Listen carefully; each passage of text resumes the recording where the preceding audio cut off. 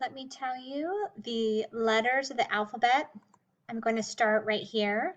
This is A, B, C, D, E, F, G, H, I, J, K, L, M, N, O, P, Q, R, S, T, U, V, W, X, Y, Z.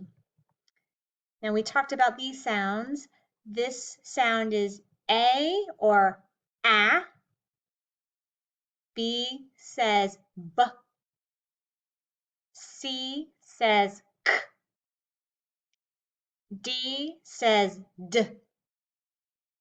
E says E. You can click here to listen to a song about the days of the week.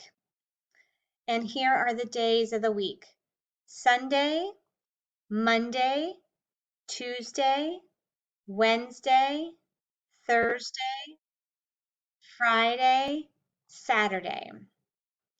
So today is Tuesday. Tomorrow is Wednesday. Yesterday was Monday. The months of the year are January, February, March, April, May, June, July, August, September, October, November, December. So today is Tuesday, August 25th, 2020. The 4 seasons of the year are spring. This is during March, April, and May. Summer, which is June, July, and August.